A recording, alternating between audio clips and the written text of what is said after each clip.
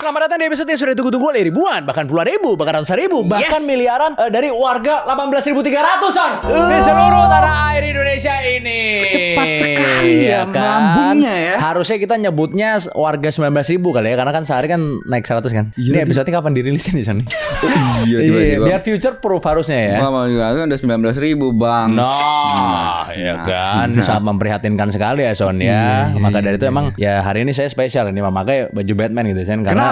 Untuk menyelamatkan Gotham City. Loh, kan Iya sudah kan? mau di reshuffle katanya Syed. Sudah no. terbang dari Gotham City. Isu-isunya makin kurus makin turun enggak? Bukan beratnya yang turun.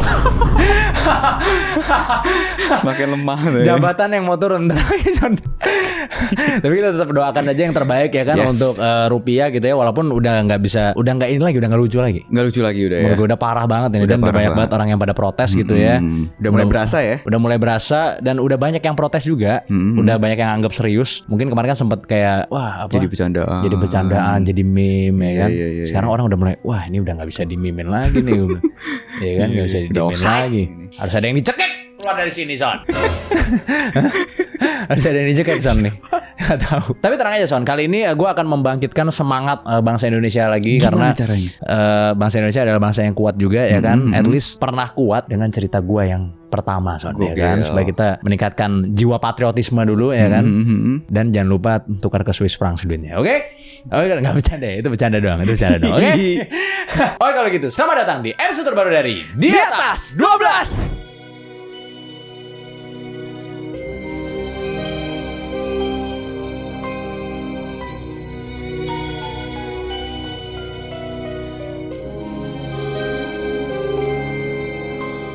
Lu tahu nggak sih ternyata bangsa terkuat di dunia itu bisa kalah sama Indonesia Son? Gimana caranya Syed? Nah ini dia narasi bahwa bangsa Indonesia ada bangsa yang kuat di sini nih dengarnya nih pertama kali. Jadi bangsa yang gue omongin ini adalah bangsa Mongol. Kalah sama Indonesia Syed. Kalah sama Indonesia. Waduh. Once upon a time. Tapi kejadiannya itu bukan pas Genghis Khan yang mimpin. Ini tuh kejadiannya ketika Mongolia sudah dipecah menjadi 4 bagian. Yang salah satunya Son adalah dinasti Yuan yang pada saat itu dipimpin oleh Kubilai Khan. Jadi waktu itu Son, Cina tuh berada di bawah kekuasaan bangsa Mongol. Soal ini setelah Genghis Khan itu sebelum ya? Ini setelah dia di podcast Ivan Gunawan sama Sarwi Jayanto. Bukan Mongol yang itu ya.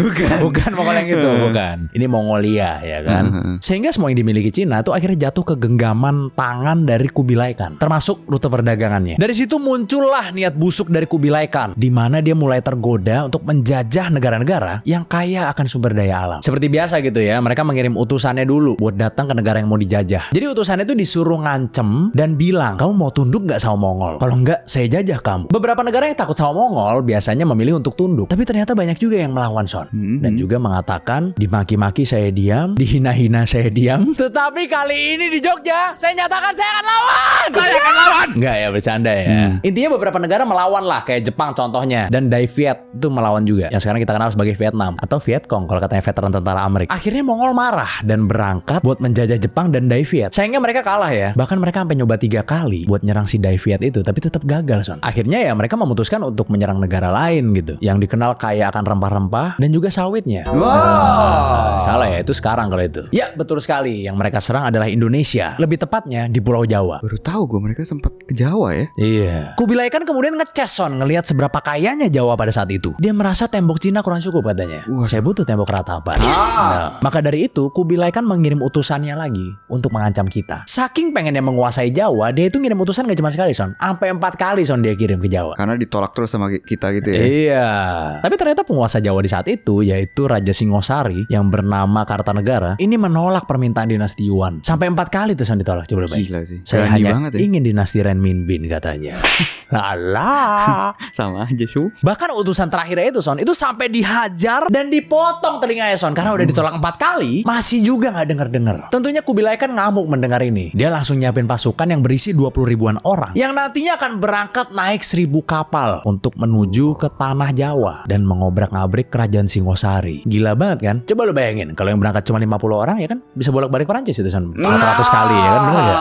Ya kan? Jadi persiapan perangnya ini itu berjalan selama 3 tahun Son. Hingga akhirnya armada Kubilai Khan itu siap untuk berangkat. Ketika mereka sampai di sana, ternyata kerajaan Singosari udah runtuh Son. Ternyata gak perlu ngapa-ngapain udah runtuh. Iya udah runtuh karena ada sebuah pemberontakan gitu. Nanti kita sampai ke sana. Bahkan Raja Kartanegara nih Son yang jadi inceran utama bagi para Mongol itu udah meninggoy juga Son. Nah, Pangeran Singosari yang bernama Raden Wijaya ini kan kabur ke Madura tepat setelah Singosari runtuh gitu. Dia kemudian bikin strategi sama Bupati Madura yang bernama Wiraraja buat menghadapi kedatangan Mongol. Jadi Bupati Madura ini tuh ternyata punya kedekatan sama bangsa Mongol, sehingga mereka cukup percaya sama dia. Ia kemudian bohong dan bilang kalau yang motong kupingnya si utusannya Mongol itu adalah orang yang bernama Jaya Katuang, which is dia adalah pemberontak yang meruntuhkan Singosari. Padahal sebenarnya yang motong Raja Singosari Kertanegara. Wiraraja dan Raden Wijaya itu juga langsung memindahkan wilayah kekuasaannya ke Mojokerto, yang nantinya itu akan jadi pusat pemerintahan dari kerajaan Majapahit. Ketika Mongol sampai, mereka langsung kirim utusan buat ketemu sama Raden Wijaya, tepatnya di Majapahit. Raden Wijaya kemudian bilang bahwa dia mau buat tunduk sama Mongol. Tapi ada tapinya, Son. Mereka harus bantu Raden Wijaya buat balas dendam dulu ke si Jaya Katuang. Tentunya mereka setuju dong. Kan mereka kesal juga sama si Jaya Katuang kan. Hingga akhirnya, Son, mereka nguber Jaya Katuang sampai ke Kediri, yang kemudian berhasil mereka taklukkan tuh Kediri. Jaya Katuang akhirnya ditangkap dan dijadikan tahanan perang sama Mongol buat nantinya dihadapkan sama Raja Kubilai Khan karena berani-beraninya dia memotong utusan saya. Walau in the end Jaya Katuang tuh nggak pernah, Son, menginjakan kakinya di Cina karena dia udah keburu meninggal duluan di dalam selnya, Son. Setelah menang perang melawan Kediri, Raden Wijaya izin buat balik ke Majapahit dengan satu alasan, Son. Dia mau ngasih upeti buat mereka atas rasa terima kasih udah dibantuin nyerang gitu kan. Akhirnya Raden Wijaya tuh balik sambil dikawal sama 2000-an pasukan Mongol dan pasukan Majapahit. Di tengah perjalanan pulang, mereka tiba-tiba langsung menyerang pasukan Mongol yang pada saat itu lagi pada lengah, Son. Kaget dong kan, tiba-tiba diserang kan, lagi nganterin diserang. Temen padahal. Iya. Tentunya mereka terkaget-kaget dong ya kan. Dan ternyata mereka sangat kelimpungan, Son, karena nggak nguasain medan. Beberapa pasukan Mongol lainnya itu juga ternyata dibabatin satu persatu ketika mereka lagi lengah. Hingga akhirnya, Son, mereka kehilangan kurang lebih 3000-an pasukan dan memutuskan untuk mundur saja dari Jawa. Gila. Soalnya yang nguasain Medan waktu itu backingannya kuat ya. Benar. Memang sampai sekarang yang nguasain Medan Merdeka memang yang paling kuat, saya akuin. Benar. Itulah. Ini kemudian menjadi kekalahan yang paling memalukan yang pernah diterima Mongol karena udah diperdaya, dipakai, abis itu dibabat. Nah, ya kan? Gila sih itu. Gitu. Kacau sih itu. Itulah permainan Jawa seperti itu emang. Wow. Ya kan, begitu. Iya. Ya kan? Kan sampai saat ini Raja Jawa selalu menang dengan kubu lawan ya. Nah, ya kan, gitu. Jadi dibilang, ya udah, dibilang petugas partai sekali, oke lah. Kedua oke, tiga oke, nah, gitu. Gila, tiba-tiba. Nah, jadi kerennya gitu. Jadi pas Mongol datang ke sini tuh ditipu sama mereka. Iya. Dia bilang dia ini yang menyakiti utusan Anda, yang motong kuping utusan Anda. Kayak anggapannya ngebabat lawannya yang anggapannya pakai dia lah buat ngebabat lawannya Iya, ya sebenarnya jadi ya. pakai musuhnya untuk membabat musuhnya. Iya. Gila itu. Terus habis itu musuhnya diserang. Wah, itu ada yang gila harus banget. dicari tahu itu ahli strateginya siapa itu ahli strateginya? Raden Wijaya dan Wiraraja itu tadi. Tapi kayak biasanya kan pemimpin menggodok. itu kan punya ahli strategi lagi kan, bukan bener-bener mereka cuma kayak strategi lu bener, oke pakai. Biasa gitu pasti kan. Mereka merundingkannya berdua itu sih, antara berdua itu. Ya mungkin ada orang-orang lain ya ada juga. Iya sih. Ada juga Lebih pasti make sense pegawai ya, lainnya ya kan. Itulah kerennya lah. Jadi diperdaya sama orang Jawa ternyata bisa. Padahal Mongolia pada masa itu adalah kerajaan yang paling kuat. Paling kuat sih. Ya kan, dan terkenal sangat bengis. Tapi dia di Jepang sama di Vietnam juga kalah juga. Apa emang udah turun ya? Udah melemah lah gitu kan. Mungkin itu ya kan, kadang-kadang kan rasa rakus itu kan bisa Iya, apalagi bikin lengah juga, lu udah kalah hancur. di 2 negara ya kan, terus ke negara selanjutnya kan pasti kena mental juga lah prajuritnya kan. Iyalah, makin turun lah confidence-nya ya kan. Dan kan memang Kubilai kan sangat serakah sekali, man. Sama sih sama Genghis Khan juga. Cuma Genghis Khan emang kebetulan emang kuat gitu ya. Emang kuat banget dia emang kuat banget. Dia bukan cuman pemimpin doang, tapi dia jago bertarung juga. Gitu. Begitulah kira-kira, Son. Makanya ya hebat ya strateginya gitu ya, bisa memperdaya yang Gak ada kuat. di buku pelajaran nih. Gak ada. Padahal seru banget kan ceritanya kan. Seru banget sih. Seru banget sih. ceritanya. Itu kalau jadi film aja Sering dibikin. sering jadi jadi sinetron. Oh. Jadi ya sinetron gitu-gitu lah. Sinetron Iya, kolosal gitu lah. Maksudnya kan kayak Raden Wijaya, ya orang tahu-tahu aja sih, pernah dengar aja, cuma kayak nggak tahu ternyata ceritanya sebagus itu ternyata ya. Iya. Sekuat itu juga, dia sepinter itu ternyata Iya, ya. seru banget emang ceritanya sih. Banyak yang nggak nyangka ya maksudnya. Iya, ketutup sama Raden Saleh apa gimana ya? Enggak, itu lukisan kalau itu. Oh, iya. Raden Saleh lukisan. Iya, maksudnya ceritanya. Terus Freemason juga katanya. Ada di buku, Iya, sumpah lagi. ada kan? Ada lagi. Ada di buku Kebukti Freemason juga ada. gak sih? Hah? Kebukti di Terbukti surat emang. presiden itu kan? Makanya saya berani ngomong di sini. Nah cerita gue selanjutnya nih Chat. Ini gak ada juga di buku pelajaran nih. Nggak Tapi ada ya? menurut gue ini mind blowing banget. Oh, coba ceritain. Oke. Lo tahu gak sih kalau jarak lari maraton itu ternyata titipan keluarga istana sih? Waduh, itu bukan titipannya Aloy Reza Arab dan teman-teman. Bukan. Maraton itu ya. Maraton. Oh, iya. Jadi awalnya maraton itu sebenarnya untuk menghormati legenda Pedipides. Dia adalah seorang kurir militer Yunani di tahun 490 sebelum Masehi. Karena dialah orang yang berlari dari medan perang di kota Maraton menuju Athena untuk mengabarkan kemenangan Yunani atas Persia. Lo bayangin, setelah dia sampai ke Athena, dia berteriak Neni Kekamen. Apa itu artinya? Artinya kita menang. Abis itu langsung ambruk dan meninggoy. Nah, jarak yang ditempuh oleh Pedipides ini berkisar antara 34 hingga 40 km. Tergantung rute mana yang diambil pada saat itu. Kalau dia lewat rute selatan atau pesisir, itu lebih datar tapi lebih panjang, sekitar 40 km tadi. Kalau rute utara atau pegunungan, lebih pendek tapi dia ngedaki curam mesti, itu sekitar 34 km. Nah, pas Olimpiade modern pertama kali diadakan, yaitu di Athena pada tahun 1896, panitia itu menyelenggarakan lomba lari maraton untuk menghormati legenda ini dengan jarak 40 km. Tapi abis itu berubah-berubah terus ya. Kayak di Olimpiade Paris di 1900, jaraknya jadi 40,26 km. Karena pelari itu harus memutari jalanan Paris. Dan jalanan Paris emang cuma segitu kali. Nah, Gitu kali ya. benar. Jadi ngikutin jalurnya lah. Terus di Olimpiade St. Louis tahun 1904, jaraknya berubah lagi jadi 39,99 km. Jadi ya jarak maraton pada saat itu ditentuin oleh geografinya tuan rumah. Belum ada standar bakunya lah. Tapi ya, semuanya berubah saat Inggris menjadi tuan rumah di tahun 1908. Inggris menancapkan taringnya di maraton. Panitia Olimpiadenya itu kan awalnya ngerencanain rute sepanjang 26 mil atau sekitar 41,8 km. Jadi garis startnya itu rencananya di depan Kastil Windsor, yaitu kediaman resmi kerajaan, dan garis finishnya itu di Stadion White City di London Barat. Abis itu sih keluarga istana ada request buat startnya digeser. Haduh, kenapa dia minta digeser startnya? Gara-gara Putri Wales saat itu pengen supaya anak-anaknya bisa nonton awal perlombaannya langsung dari jendela kamar mereka sih. Buset dah. Biar bisa nonton dari jendela ya, digeser ya. Jadi nggak usah bawa sama kerumunan di bawah. Iya, tapi buat apa ya nonton orang? Maksudnya nggak ada 1-0, nggak ada 2-0. Lu esensinya ya? Kan waktu itu belum banyak, kan Olimpiade sih. Oh iya benar. Gila sih. Misalnya nonton dari atas kamar gitu. Kan anak-anak. Beda ya apa sama ngelihat orang lagi telat kantor sana? Kan rame yuk, rame. Itu Terus misalnya atlet-atlet terkenal zaman dulu ya kan. Oh iya. Wah, ngeliat dari kamar rumah lu cuy, lu bayangin. Iya benar sih. Itu nginep di Kempinski aja kan. Nah. Jam 6:30 pagi banyak yang lari-lari tuh. Telat masuk kantor bener ya jam 7 pagi gitu. Nah, demi menyenangkan keluarga istana, panitianya akhirnya beneran ngegeser garis startnya. Digeser garis startnya. Digeser ke halaman rumput timur Kastil Windsor, tepat di bawah jendela kamar anak-anaknya. Buset dah. Gara-gara istana nih ya berarti ya. Garis istana. Bahkan gak stop di situ sih. Apa lagi nih? Tadi kan garis startnya udah titipan orang. Bener. Finishnya Sekretaris istana berulah Son. Bagaimana Son? Bukan, nggak berani Bukan. lah, nggak berani. Garis finishnya kan belum ada yang ngambil. Oh iya. Nah, saat itu Raja Edward VII meminta supaya posisi finishnya disesuaikan tepat berada di depan kotak kerajaan. Buset. Atau Royal Box. Oh, apa itu ya? Jadi ya kayak VVIP-nya di dalam stadion itu kan ada kotak VIP ya kan. Oh iya iya. Nah, depannya persis. Oh. Finishnya harus di situ, Pak.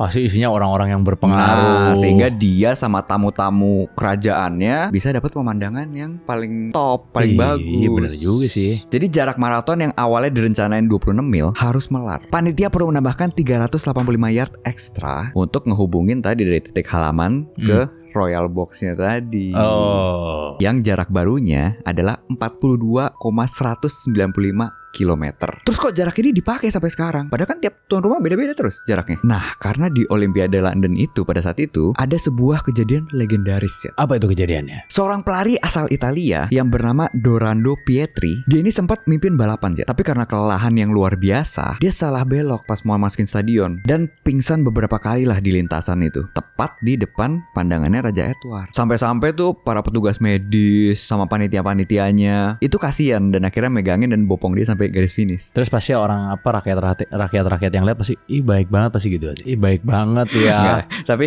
orang kaya emang beda emang baik-baik. Nggak, tapi akhirnya gara-gara dia dibantu, ya dia didiskualifikasi. Tapi di situ kisahnya viral banget sih. Dan sebenarnya setelah tahun 1908 itu, jarak maraton di Olimpiade berikutnya itu emang berubah-berubah. Tapi karena popularitas dari drama tadi dan demi standarisasi rekor dunia, akhirnya IAAF atau Federasi Atletik Internasional akhirnya meresmikan pada tahun 1921 bahwa jarak resmi untuk semua lari maraton di seluruh dunia wajib mengikuti jarak Olimpiade London itu, yaitu 42,195 km atau 26 mil 385 yard. Oh, iya. Akhirnya ngikutin yang di Inggris semuanya. Iya, gara-gara ya kan? viral kan. Iya, benar. Gue baru tahu kalau exactnya tuh 42,195 km. Gue kira 42 km doang kirain. 0,195. 0,195 ya, spesifik ya dari ceritanya yang di Inggris tadi itu ya. Gara-gara 26 mil 385 yard. Iya. Gila, itu gila. Tapi apa serunya maksudnya?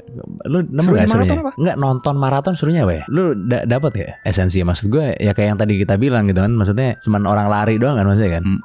Itu maksudnya kan gak ada skor, gak ada apa sih ya? Dan maksudnya kan lama loh. Lu nonton lama 2 jam lebih pak. Dan dia lewat sedikit doang kan. Iya, udah ganti orang lagi. Iya sih, gue nggak nemu sih. Gue nggak tahu sih esensinya apa sih. Nggak tahu sih. Tapi nonton lumayan banyak loh. Iya lagi. Kalau yang gede-gede nungguin gitu kan, atau bahkan di sepanjang itu rutenya ya. Boston Marathon kan yang paling terkenal kan. Itu rame banget orang pada nungguin di samping-samping. Keluarganya semua sih. Masa iya, tapi keluarganya iya kali ya. Lah kan yang soalnya kalau banyak kan. Keluarga gue nggak ada di situ, gue nggak bakal nonton kayak In a Million ya sih. Kecuali ada endorse. Kalau pacar? Ya pacar. Oh harusnya kita ngikut kira-kira akan jadi keluarga nggak tapi nantinya. Saya pas selesai latihan, kamu nggak nungguin aku, nggak ada yang nemen, nggak ada yang support aku kan? Support lah. Lu kan cuma di jalur start aja. Kamu ini ya. Semangat gini. Udah. Saat nunggu di finish dia habis naik mobil. Iya kan lah. Iya sih. Nah, maksud gue esensinya apa ya kalau yang di tengah-tengah jalan itu loh. Bukan di startnya, bukan di finishnya gitu maksud gue. Dan masalahnya kan nggak selalu kayak kebut-kebutan kalau kayak nonton F1 atau kan F1 lapnya beda kan. Maksudnya kan mereka kan wah. Ya itu satu kompetitif banget kan. Iya. Terus mereka kan muter-muter. Iya. Bukan satu kali muter selesai kan. Iya itu. Makanya ya maraton bingung juga sih makanya. Rame loh tapi yang nonton. Iya gue cuma bingung aja sih. Maksudnya kalau gak ada keluarga kita di situ, apa yang mau dilihat gitu ya. Iya. Dan gue gak tahu ya, mungkin para penonton siapa tahu ada yang tahu kan. Bisa tulis di komen gitu. Dan maksudnya kan yang menang maraton juga beda-beda terus gak sih? Iya gak sih? Gue gak tahu sih ada juara bertahan apa gak. Pasti ada orang yang sering juara lah. At least satu orang gitu. Kayak Kipchoge itu cukup terkenal tuh di maraton. Oh gue gak tahu tuh. Ada orang Afrika gitu lah. Biasanya kan selalu orang Afrika kan yang menang maraton. Yang rekor dunia kemarin nih? Beda lagi deh kayaknya namanya. Bukan kayaknya, gue lupa. Tapi orang Afrika biasanya kan yang selalu menang lari jauh gitu kan. Itu kan karena ada kekuatan di genetik juga kan. Dimana tungkainya lebih panjang atau gimana gitu ya kan atau apanya gitu. Iya tungkai kakinya kalau nggak salah. Itu dan gue baru ngeh juga sih kemarin yang rekor dunia itu ngelihat apa kecepatan lari sepanjang konsistensi itu udah kayak sprint pak. Iya kenceng banget kan larinya kan. Kenceng banget. Gila sih. Kaget gue kok bisa sprint terus 2 jam. Tinting sih. Itu hebat ya. Maksudnya sesuatu yang sangat hebat sekali. Bisa membawa diri kita sampai ke sana. King Zarif ngikutin. Lu lihat gak sih? Oh iya. Dia nyobain pace yang konsistensi yang pecah rekor kemarin. Di apa namanya? Di treadmill. Di treadmill ya kan. Dia cobain terus dari maksudnya berapa kilometer per jam gitu. Menit gitu. Enggak, kan pokoknya misal gue enggak tahu ya jaraknya ya. Misalnya ya pokoknya di treadmill ngikutin speednya lah gitu intinya begitu. Speednya terus gitu. Misalnya speednya 20 gitu kan. Speednya mentoknya di 20 nih speednya dia. Dia kayak dari 14 nyobain 15, 16, 17. Pas 20 mati lampu gymnya. Oh iya, mati lampu. Anjir. Jadi enggak bisa. Treadmill nggak bisa, nggak kuat. Ya treadmillnya yang jelek berarti kalau gitu. Gymnya mati lampu pak. Tapi itu sesuatu yang masuk itu sesuatu yang luar biasa. Misalnya orang bisa lari sekencang itu tuh sesuatu yang luar biasa gitu. Luar biasa. Dan kalau maraton untuk partisipannya, untuk yang ikut emang seru, no doubt lah itu. Karena lu dapat endorfin, lu dapat ya mungkin achievement gitu ya. Lu dapat medali apa gitu kan bisa lu pajang. Gitu kan. Yang gue heran cuman yang nontonnya doang dapat apaan gue nggak tahu. Coba tulis di komen. Ada gak yang didapat dari yang nonton begituan? Ada gak yang pernah nonton maraton dan ngikutin dari awal sampai habis? Benar. Ada gak yang terhibur dari nonton itu? Tulis di komen. Gue gak tahu soal esensinya kan. Mungkin gue yang gak tahu gitu. Jadi coba tulis di komen. Ya selanjutnya nih gue ada sebuah cerita. Tadi kan kita ngomongin tentang skill dari manusia yang luar biasa kan, which is orang-orang yang maraton ya kan. Wah kan kita pernah ngomongin juga sama Dokter Tirta kalau jantungnya membesar, ada yang membesar. Terus detak jantungnya bisa apa dalam 2 detik sekali doang kan. Yang orang hebat itu kan 2 detik sekali tuh. Apa gila gak tidur itu ya? Iya dok. Iya. Kantuk sih kayaknya sih. Bisa gitu. Manajer kita sih Padahal juga segitu sih. Iya. Makanya ngantuk terus. Iya bener. Nah yang dicerita gue yang selanjutnya nih, itu nyeritain tentang skill dari hewan Son, yang sangat mengerikan sekali. Gue gak nyangka hewan ini bisa sengeri ini. Lu tahu gak sih kenapa burung gagak itu bisa dibilang salah satu hewan terseram di muka bumi Son? Serem kenapa ya? Burung gagak ini kan selalu jadi lambang dari hal-hal yang dark ya. Mulai dari hantu-hantuan, kutukan, dan lain-lain. Itu simbolnya biasanya selalu pakai burung gagak tuh ya kan. Genjutsu.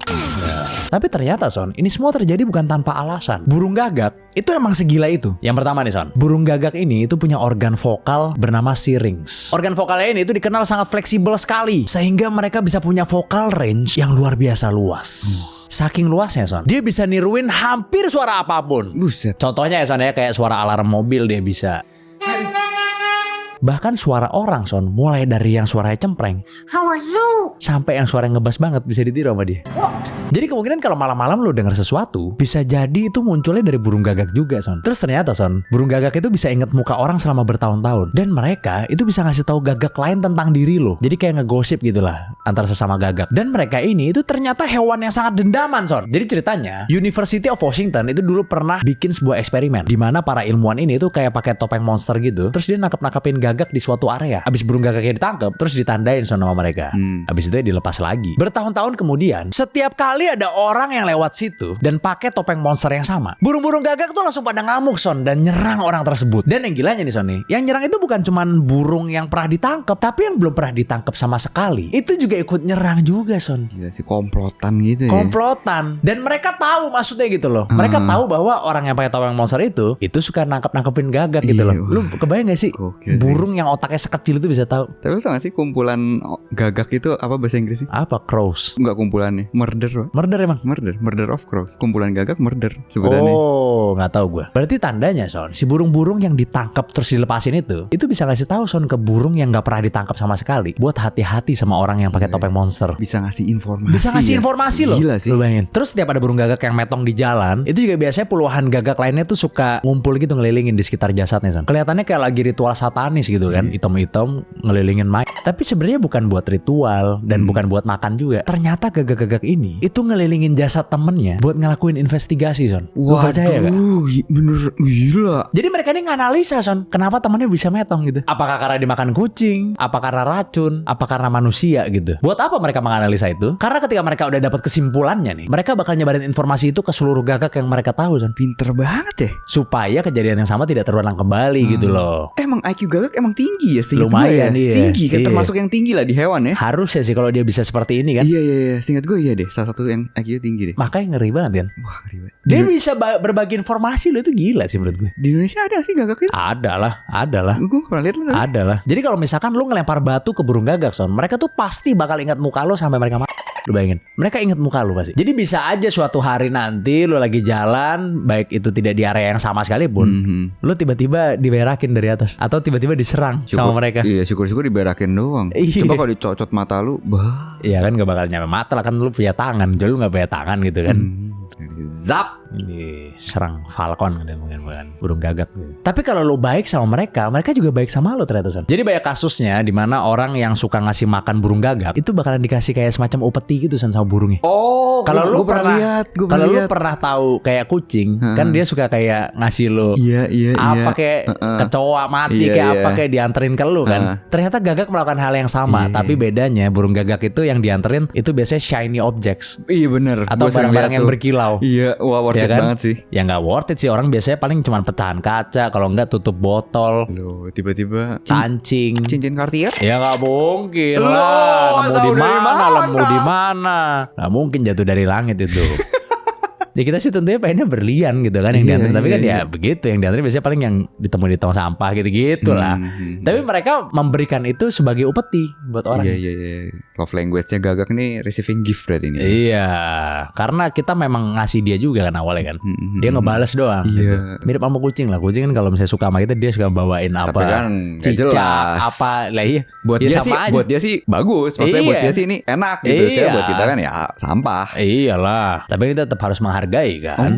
Iya. Kok kamu beliin aku ini sih? Sampah ini. Gak mungkin dong. Nah ente langsung tendang biasanya. Nah. Kamu ngapain buat cicak ditendang? Ibaratnya buat burung yang otaknya sekecil itu, mereka ini sangat-sangat pintar gitu. Jadi ngeri makanya orang-orang sama mereka. Oh ya, kucing baru keluar ya video-videonya yang otaknya kecil banget Pak, kucing itu. Oh iya. Kecil banget. Contohnya nih Sony, ada cerita tentang para burung gagak yang ada di Jepang. Jadi ternyata burung gagak di Jepang tuh kadang suka bawa kacang kenari gitu Son. Gue kira bawa tongkat baseball, Crow Zero bukan? Enggak, bukan. Agak milenial saya barusan dari Jogja. Tahuan. Terus habis itu kacang kenarinya tuh dijatuhin Son di tengah-tengah jalan raya. Buat apa bang? Biar kacang kenarinya dilindas sama mobil dan jadi kebuka. Akhirnya dia tinggal makan doang gitu. Pas kacang kenarinya udah kebuka nih gara-gara kelindas mobil, mereka nunggu sampai lampu merahnya nyala Son. Wow. Baru mereka turun, habis itu kenarinya diambil terus mereka pergi lagi. Coba lo bayangin. Gila, pinter banget ya. Terus ilmuwan itu juga pernah bikin sebuah eksperimen terhadap burung gagak yang lagi kelaparan Son. Jadi ilmuwan tersebut itu ngasih tabung kecil yang diisi air tapi cuma 60% doang air. Di dalamnya itu dikasih makanan yang ngapung gitu. Terus di dekat tabungnya dikasih kayak batu-batuan kecil. Tentunya si gagak langsung nyoba masukin paruhnya dong ya kan. Pengen ngambil makanan yang ngapung tersebut. Kan namanya juga lapar gitu kan. Tapi sayangnya Son, karena tabungnya itu sengaja dibikin kecil dan panjang, paruh gagaknya tuh nggak nyampe ke makanannya Son. Gak lama setelah itu Son, si gagak ini langsung ngambil batu-batu kecil yang ada di sekeliling tabungnya, terus dimasukin ke dalam tabungnya. Biar airnya naik. Abis itu pas airnya udah cukup naik, sama dia diambil makanannya udah selesai. Wah, pinter banget. Gila banget ya. Jadi jangan macam-macam deh sama burung gagak. Tapi wajar sih kalau di Indonesia jarang banget sih gagak sih. Ya, kayak punah deh kalau banyak di Indonesia deh kayaknya. Kenapa emang? Kan tadi kan misalnya jatuhin kenari nih, ya kan mobil nunggu lampu merah, turun dijedar juga ternyata pada iya, lampu merah benar, ditabrak. ternyata. Tapi kok di Indonesia nggak perlu jatuhin kacang kenari. Kenapa, Zed? Pas lampu merah kan ada yang jualan kacang. ambil aja kacangnya. Lebih gampang kan malah. Iyalah di Indonesia malah lebih gampang aku bilang. Iya, lu mau ngambil kacang bisa. Ambil tahu Sumedang bisa ya kan. Gemblong ada juga. Ada. Lengkap justru di Indonesia. Mukbang sih itu gagak sih kalau di sini sih. Nggak usah ngambil lu kacang kenari kemana, jatuhin situ ambil lagi nggak perlu. Nah, ternyata banyaknya di Sumatera ya si gagak gitu ya kalau di Indonesia ya. Iya benar-benar Sumatera sama Sulawesi tadi ya masalah ya. Tapi emang burung gagak ini emang pinter banget ya. Kecerdasannya setara dengan anak umur 7 tahun. Anak manusia umur 7 tahun. Gokil sih. Luar biasa banget. Ada juga footage-nya gue pernah lihat kayak jadi burung gagak ini kayak mau minum air gitu. Dia nemu sumber air. Terus habis itu di sampingnya tuh kayak ada burung-burung lain. Ada 2 burung lain. Jenis lain lebih gitu gede ya? dari dia burungnya. Ya kan? Burung jenis lain. Sama dia si burung gagak itu langsung pindah ke belakang burung yang itu. Kan burungnya madep sono nih. Jadi ada burung gagak di sini. Ini burung yang jenis lainnya ya kan? Lagi ngadep ke depan gitu ya. Di sana ada burung lagi nih, burung jenis lain lagi nih di sana nih, ya kan? Burung gagaknya pindah ke sini, bulunya digigit dari belakang si burung yang jenis lainnya ini. Terus burung gagaknya nyingkir ke sini. Burung yang ini ngiranya burung sono yang ini. Sumpah terus berantem berdua. Gila sih gokil. Jenisnya sama burung yang dua itu. Berantem, cabut ke sono. Burung gagaknya minum sendiri. Habis itu gila banget ya. Pinter banget. Gila kok banget. Bisa ya? Ada tuh footage-nya tuh. Harus diteliti sih, teliti pol gitu sih. Iya, burung gagak bisa sudah gitu? sih pasti sudah diteliti Pasti lah, sudah lah. Sudah emang burung gagak yang ngerinya itu karena luar biasa itu. Dia bisa menganalisa apa.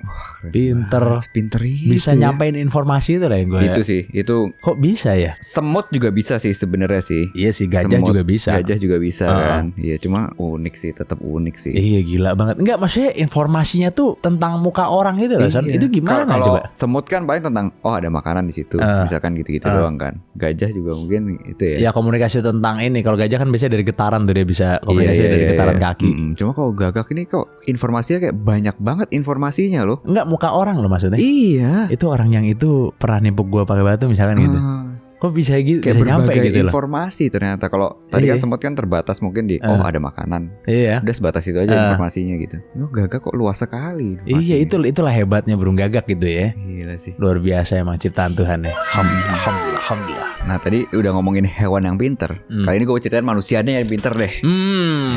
Karena dia bisa memprediksi sesuatu yang luar biasa ngacak ini. Wah, coba ceritain. Oke. Lo tahu nggak sih ada orang yang bisa prediksi juara Piala Dunia pakai data ekonomi dan selalu bener sih? Lo gimana caranya itu, Son? Gue bakal ceritain semua prediksi dari awal sampai kenapa alasannya mencapai 18.300. Hah? Bukan ya? Dan di akhir ada prediksi juara Piala Dunia 2026. Piala Dunia Dota tapi maksudnya kan? Jadi orang ini bernama Joachim Clement, seorang ekonom dan ahli strategi investasi asal Jerman yang kerja di bank. Biasanya kan prediksi itu antara pakai hewan, ya kan, kayak Gurita Powell, atau AI lah paling. Om Ded juga pernah prediksi dulu, Om Ded juara Piala Dunia, sumpah pernah dulu. Bener ya? Di YouTube gitu. Ya benar, tapi ada triknya. Si Clement ini menggunakan rumus ekonometrika dan spreadsheet untuk menebak juaranya. Dan hebatnya, dia berhasil menebak dengan akurasi 100% sejak 2014 ya. Waduh.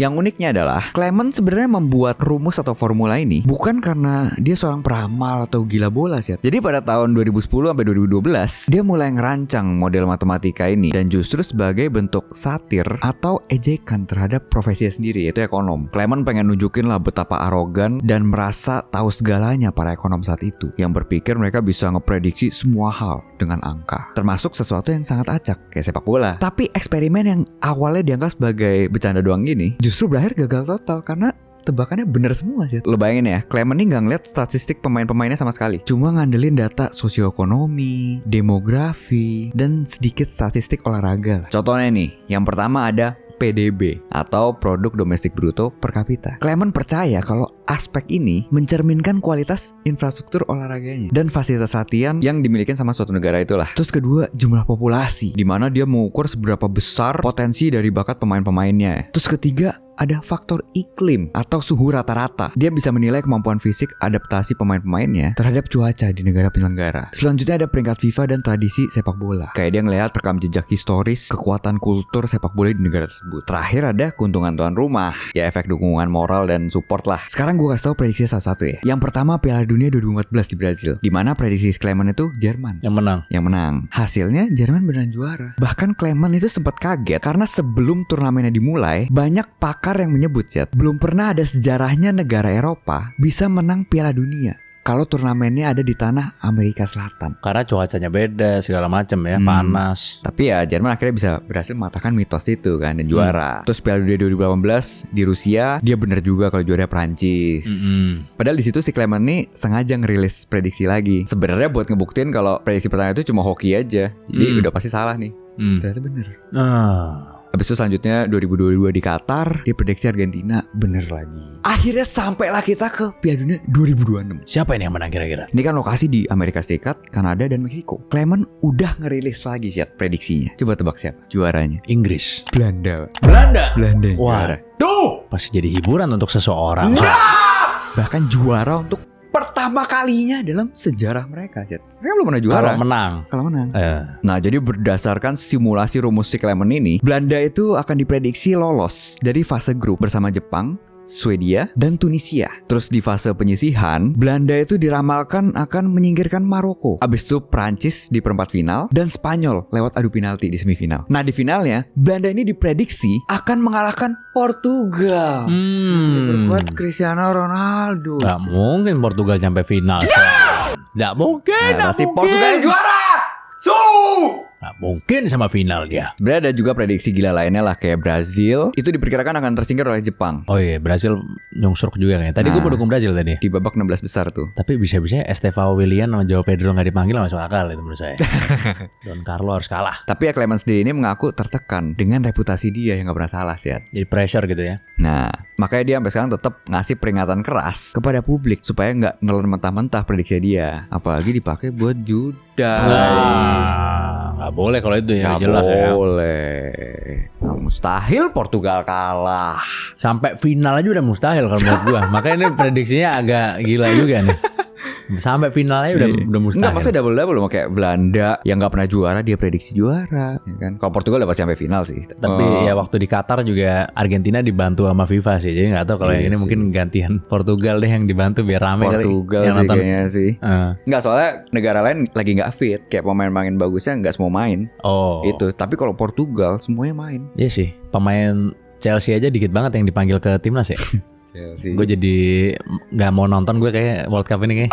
Males nonton gue kayak. Gue nonton Portugal doang sih. Paling Prancis lagi. Kalau nggak Spanyol gue bilang. Gue bilang Spanyol kayak yang menang. Kemarin yang Spanyol menang itu Euro ya yang kemarin. Aduh lupa lagi. Euro. Iya Euro ya. Ini Piala Dunia Spanyol menang menurut gue. Ntar kalah liat adu penalti ini sama Belanda. Mana mungkin Belanda strikernya nggak tahu siapa sekarang. Belanda gue nggak tahu. Nggak tahu gue. Ya tapi kita nggak ada yang pernah tahu gitu ya. Bisa jadi karena pelatihnya jago juga bisa jadi bagus juga kan. Pemainnya misalnya nggak ada yang satu yang menonjol tapi rata misalnya kan bisa menang juga. Bisa ya kan? Kita lihat aja nanti kira-kira kalian dukung siapa pas Piala Dunia ini. Tulis di komen. Gue kayak Spanyol gue kayak. Portugal. Namanya Yamal tuh. Yang komen Portugal saya like pribadi. Yang Spanyol saya like pribadi. pribadi pakai 2 akun. Ahmad Rishad sama Rishad Henson. Jadi like-nya lebih banyak 2 akun. Yang ngebagus-bagusin Ronaldo paling oke. Saya pin. Enggak lah, nggak bisa lah. Keputusan bersama lah itu. Tapi ngomong-ngomong soal yang spesial nih Son nih, gue ada salah satu indikator yang bisa nunjukin bahwa lu itu orang yang spesial daripada orang lain. Oh gitu. Ya kan? Kalau lu punya satu hal ini. Lu tahu gak sih kalau lu punya jari kayak gini, berarti lu spesial, Son. Kenapa sih? Jadi jari ini itu diberi nama jari hypermobile, Son. Hypermobile adalah kondisi di mana sendi-sendi jari itu dapat bergerak melampaui batas rentang gerak normal, Son. Jadi mungkin simpelnya kayak lebih fleksibel daripada orang lain kali ya jarinya gitu. Orang dengan kondisi ini itu seringkali memiliki ligamen yang lebih longgar atau lemah, Son. Sehingga mereka itu mampu menekuk atau meregangkan jari secara ekstrim tanpa rasa sakit sama sekali, Son. Gini. Oh. Misalnya begitu. Saya nggak bisa kalau saya nggak bisa saya. Gua kasih tahu ya ciri-cirinya kalau lu tuh punya tangan yang hypermobile. Kalau orang normal nih, Son, kalau dia lagi ngangkat jempolnya kayak gini, itu paling banter bisa lurus gini doang palingan. Nih, ya kan? Nah kalau yang tangannya hypermobile itu kalau misalnya dikerasin bisa sampai ngebentuk kayak huruf C gitu, Son, jempolnya. Oh, ke belakang. Iya. Melengkung ke belakang ke jempolnya. belakang gitu gitu. Yang kedua nih, Son, kalau orang normal pas jempolnya nyoba buat ditekukin ke arah jari kelingking kayak gini, dia tuh cuma bisa nekukin paling nggak sampai di ruas bawah kelingking sini, Son. Nggak nyampe ke sini. Stop gitu. di jari manis gitu. Stop kali di jari ya. manis biasanya dia tuh. Tapi kalau orang yang tangannya hypermobile itu jempolnya bisa nekuk sampai di bawah ruas jari kelingking bahkan lebih, Son, ke sana. Offset gitu ya gitu. Nah ciri ketiga nih, Son, kalau orang normal bikin L pakai telunjuk sama jempolnya itu biasanya paling cuman bisa sekitar 90 derajat gitu kayak gini. Nah kalau yang tangannya hypermobile itu bisa sampai 120 derajat, Son. Lu bayangin. Bahkan ada yang lebih. Tangannya masuk ke mesin kayu itu yang lebih maksudnya, Son. Bisa lebih tuh 180 bisa tuh. Ciri yang keempat, kalau misalnya lu ngelurusin tangan kayak gini nih dengan sekuat tenaga gitu ya. Kalau orang normal tuh paling cuma bisa lurus doang atau mungkin bengkok dikit kali. Oh, dia bisa bengkok banget ya. Bener, kalau orang hypermobile tuh bisa sampai ke sono. Iya, kayak Michael Jackson tuh yang gitu. Bukan. Ininya maksudnya kayak Michael Jackson jarinya gitu. Ya kece lagi lah gitu kece ke belakang. Terus ciri terakhir, Son, orang dengan kemampuan hypermobile itu bisa nekuk hampir semua ujung jarinya. Jadi ujung jarinya doang. Ujung doang yang bengkok ya. Itu sering tuh gue lihat tuh kayak gitu. Ya kan? Sedangkan kalau orang normal biasa itu paling cuma bisa 1 atau 2 maksimal yang dibengkokin begitu. Yang bengkok gini lah ya. Iya, yang kayak gini nih, bener-bener gini nih. Iya, yang bener-bener bengkok banget gitu ya. Tapi semua jari langsung ya. Iya, semuanya langsung. Tadi kan gue bilang kan orang-orang yang punya jari hypermobile itu orang-orang yang spesial kan. Karena ternyata mereka tuh sangat cocok, Son, buat jadi seniman. Kayak misalnya nih main alat musik piano, gitar, violin. Karena mereka memiliki jari yang bisa dibilang lebih fleksibel daripada orang pada umumnya. Sehingga mereka tuh kadang bisa ngejangkau bagian-bagian yang sulit dijangkau oleh orang normal. Misalnya chord jauh, terus piano jadi jauh jaraknya gitu-gitu kan. Terus ada juga beberapa yang bilang kalau pro player yang main MOBA gitu-gitu, itu kalau tangannya hypermobile mungkin bisa lebih jago lagi dia dari sebelumnya. Ada yang bilang kayak gitu. Dan katanya BA-BA-nya lebih banyak yang mendekat katanya. Jadi iya. Katanya gitu. Saya dengar-dengar doang.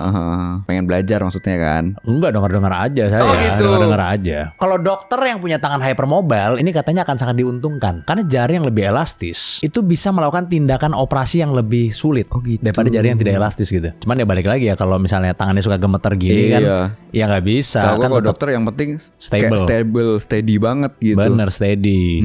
Harus steady lah. Kalau nggak lewat steady kemana lagi? Gak ada jalan lain. Gak ada jalan lain. Iya, harus lewat steady. Harus lewat skill steady tangannya. Gak ada jalan lain. Gak ada jalan lain. Mau mana lagi, ya kan? Pokoknya harus steady sama pokoknya ada. Pokoknya ada. Sama Kok pokoknya jadi ada. jelas? Kok jelas? Gitu, Son. Ceritanya begitu. Iya. Tapi kalau tangan gue enggak sih, kayaknya tangan gue enggak ya. Tapi suka lihat ya kadang-kadang ya kayak orang yang saat tangannya tuh melengkung gitu loh. Gue kadang suka lihat juga sih.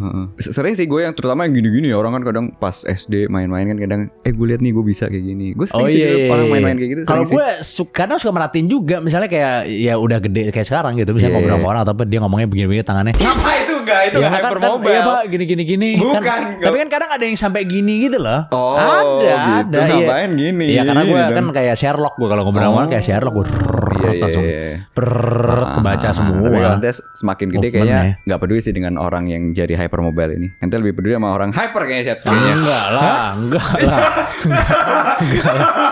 Enggak lah. Saya justru kalau lihat yang hypermobile gitu ya, bawaannya agak kurang maskulin ya kayaknya. Kalau maksudnya kalau laki yang jarinya melengkung-melengkung gitu menurut lu gimana sih? Enggak, ini gua ngomong itu beda. Itu beda. Enggak, bukan beda. Maksudnya ya melengkungnya beda kalau itu. Enggak, ini jarinya melengkung gitu. Ya orangnya normal-normal aja, tapi jarinya melengkung gitu. Agak feminim gak sih begitu? Kalau menurut gua agak feminim dikit. Lumayan sih, misalnya pas apalagi mungkin pas hormat gitu kali ya. Iya, kelihatan kan jadi gini gitu ya. Kalau itu terlalu terlalu jelas kalau itu. Iya, nggak perlu pakai radar lagi tuh ya. Iya, itu sih yang melengkung-melengkung. Gue kalau kadang suka ngeliat misalnya, anjing jadinya melengkung banget ya gitu. Kadang suka gitu di dalam hati gue. Tapi nggak apa-apa ya kan. Tapi nggak apa-apa kan, setiap orang beda-beda kan. Kondisi juga. Dan itu kan ternyata kan lebih membuat lu lebih jago main gitar. Benefit ternyata. Ada benefitnya. Iya. Bagus. Gue cuman kadang ini aja kayak ngelihat aja gitu di dalam hati gitu. Iya, kayak gitu. Oh iya melengkung ya. Kalau cantik sih tetap deketin, nggak ngaruh. Nggak bercanda. Oke, selanjutnya Syed. Gue balikin ke hewan lagi kali ini. Oke. Kali ini hewan apa ini? Nah, gue ceritain nih. Lo tahu nggak sih kalau kucing itu bisa nyembuhin badan kita, Syed? Loh, gimana tuh cara nyembuhinnya, Son? Jadi ternyata kucing itu punya kemampuan alami yang dewa banget, Syed. Udah kayak fisioterapi, Pak. Makanya ada Sphinx ya. Dewa banget kan kucing. Itu kan bukan kucing, Pak. Kucing mukanya. Mukanya orang ini badannya kucing ya. Singa, Cok. Oh iya, singa deh. Singa sama kucing kan sama. Bahkan fenomena ini didukung oleh berbagai penelitian ilmiah. Jadi gini, ternyata senjata utama kucing dalam dunia terapi fisik adalah suara dengkurannya atau pering. Oh iya benar. Enak buat didengerin tuh ya. Kucing itu kan mendengkur dalam frekuensi 20 hingga 140 Hz. Nah, dalam dunia kedokteran fisik dan rehabilitasi, frekuensi suara dalam rentang ini memiliki efek terapeutik atau penyembuhan yang sangat spesifik terhadap jaringan tubuh. Contohnya nih, regenerasi tulang itu ada di 25 sampai 50 Hz. Nah, penelitian menunjukkan bahwa paparan gelombang suara di frekuensi ini bisa merangsang kepadatan tulang dan mempercepat penyembuhan patah tulang. Terus yang kedua ada peredaan nyeri dan pembengkakan di 100 Hz. Nah, frekuensi ini sering dipakai di terapi alat gitar medis untuk mengurangi rasa sakit dan mengurangi peradangan. Dan yang terakhir, getaran pas kucing tidur di atas tubuh kita ternyata membantu melancarkan sirkulasi darah lokal. Kalau turis nggak dilancarin ya? Yang lokal-lokal aja. Iya, Indonesian Pride dong. Yang mempercepat suplai oksigen dan nutrisi ke otot yang tegang atau cedera. Jadi gampangnya nih, pas kucing mendengkur di atas dada atau kaki lo yang lagi cedera, mereka itu lagi ngasih terapi getaran berfrekuensi rendah secara gratis. Wah. Atau MBG sih. Apa itu panjangannya? Mijet bergetar gratis. Nah. Mirip lah sama cara kerja alat ultrasound terapi atau vibration terapi di klinik fisioterapi. Dan gak cuma terapi getar aja sih. Kucing itu juga bisa dipakai sebagai termoterapi atau terapi panas. Jadi suhu tubuh normal kucing itu kan sekitar 38 derajat Celcius sampai 39,2 derajat Celcius. Sedikit lebih tinggi lah dari suhu manusia, yaitu ya sekitar 37 derajat lah. Nah, ketika kucing itu ngeringkuk atau tidur di atas bagian tubuh lo yang lagi nyeri, mereka itu berfungsi sebagai bantalan pemanas alami. Oh. Jadi panas tubuh kucing itu bisa ditransfer ke kulit lu. Nah, itulah yang bikin pembuluh darah itu melebar, yang akhirnya bisa ngerelaksin otot-otot lu yang kaku lah dan ngurangin kram juga. Gokil sih itu, karena kan terapi itu kan kadang ganggu juga ke mental pasiennya kan. Dan kan kalau dibantu sama kucing udah jelas lebih oke. Iya, kan? Pasti mentalnya lebih kejaga. Seneng. Bahkan mengelus kucing itu sih ya, terbukti secara ilmiah menurunkan tekanan darah dan memperlambat detak jantung juga. Terus juga interaksi sama kucing itu juga memicu otak lo buat ngelepasin oksitosin atau hormon relaksasi lah. Terus dopamin juga, serotonin. Pastilah. Nah, pas tubuh dalam keadaan fase rileks, proses regenerasi sel dan pemulihan fisik itu kan bisa jauh lebih cepat. Tapi emang biasa sih hewan-hewan seperti kucing itu dijadiin kayak helper. Tapi anjing sih biasanya yang gue sering dengar. Yes. Anjing. Lebih nurut anjingnya ya. Anjingnya orang sakit. Lo tau gak? Tapi kucing banyak juga sih. Tapi lebih ke terapi sih. Kalau kucing itu kayak terapi. Kalau anjing tuh kayak nemenin ada gitu. helpernya gitu. Iya, jadi kayak helper gitu. Gue lupa namanya. Apa dok gitu, ada ininya, ada julukannya. Kayak nuntun orang buta gitu-gitu kan. Iya, kayak gitu-gitu. Iya. Bahkan yang buat support moral doang juga ada juga. Iya, jadi bukan kayak harus orang buta gitu enggak. Iya sih, support moral sih. Apalagi kayak veteran-veteran gitu juga banyak sih. Iya benar. PSD gitu-gitu banyak tuh. Iya, lumayan lah. Maksudnya kalau kayak kucing sama anjing tuh, hewan-hewan begitu emang maksudnya bisa membantu kita juga gitu ya sebenarnya ya.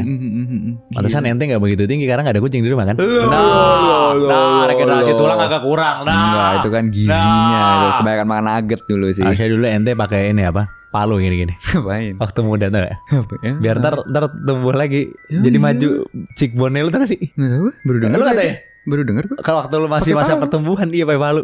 Gue tau yang pakai giok. Itu sekarang lagi rame gila tuh. Enggak, kayak pakai giok digesek-gesek gini kayaknya. Bukan pakai giok, pakai palu.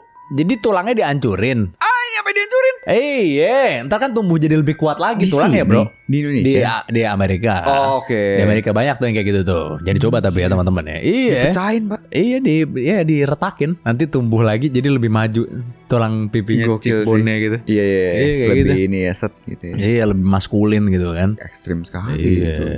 Udahlah, langsung aja kita baca komen sekarang. Let's go. Let's go. Oke, komen pertama ini dari @cakraaji8450. Yang saya suka dari Richard and Sound adalah pemilihan topik yang sangat bagus. Mereka mengambil sisi perspektif lain yang unik dari sebuah topik dibanding sama YouTuber serupa yang lainnya.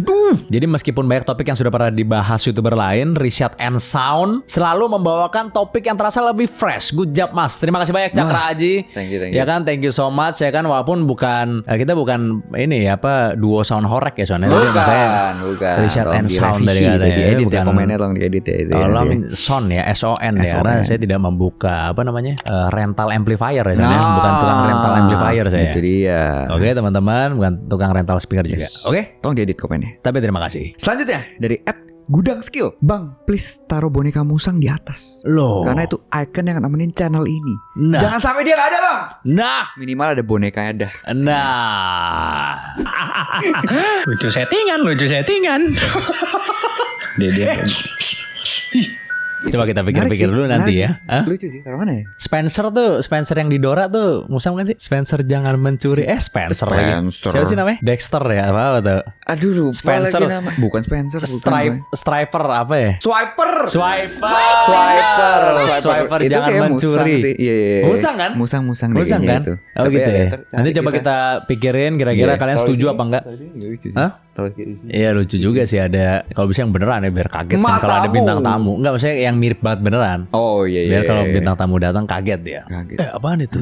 Nah, ya kan. Coba nanti kita pikir-pikir lagi ya. Oke. Yes, thank you. Oke, terima kasih banyak buat kalian semua yang udah nonton dari awal sampai akhir. Thank you so much. Terus habis itu gue juga mau terima kasih juga nih sama apa nih penonton kita cuy yang bawain dari Amerika nih baju gue. Jus. Iya. Nonton apa? Iya, nonton kita. Tapi sekarang udah jadi teman gue juga gitu ya. Thank you so much ya. Cewek Aku sudah bisa menjadi Bruce Wayne sekarang. Oke? Cewek. Hah? Cewek. Cowok ya Iya, kan iya, gitu. iya, iya. Oke kalau gitu terima kasih banyak buat kalian semua. Jangan lupa selalu komen, like, dan subscribe video kita. Jangan lupa juga join member dan Discord link di deskripsi semua. Sampai jumpa di episode selanjutnya dari Di Atas 12.